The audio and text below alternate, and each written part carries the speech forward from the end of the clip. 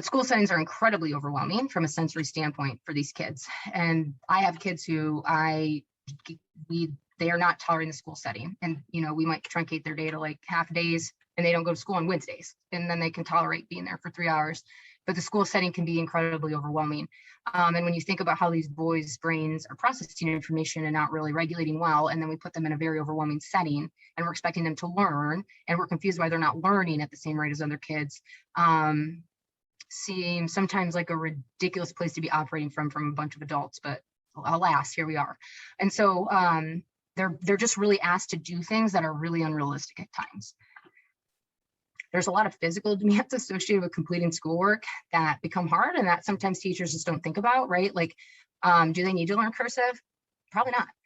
Is it worth the battle of learning cursive? No, probably not. Do they need to learn to write? Yeah. Do they need to learn to dictate? Yes. Do they need to learn to use a computer and type? Yes. But do we really need to like beat into them cursive? Probably not.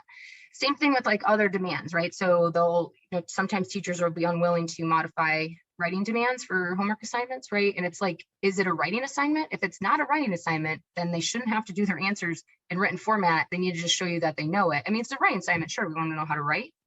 But then after that, like the writing sometimes gets in the way of them doing their work. And so it's thinking too, just about that, and that battle is constant for you all. And I wish schools would just accept what you tell them as reality, because that would be so much easier. But they don't. The neurocognitive impacts, right? So not only on how they tolerate the environment, but then how they learn, right? So I do see, it feels like there's like a 2-year delay, sometimes in executive functioning sort of maturity and sort of their ability to kind of attend and do some of these things. And so why they are capable of learning second grade like their peers, their ability to do that in a very overwhelming environment and maybe at the same pace or in the same manner as their peers maybe is a little delayed. And so now the demands of second grade, but like really from an emotional, functional sort of what they should be expected, they might be like a couple years behind that, right? So not that they can't learn, but they just need it to be a little different, and then they could learn this way.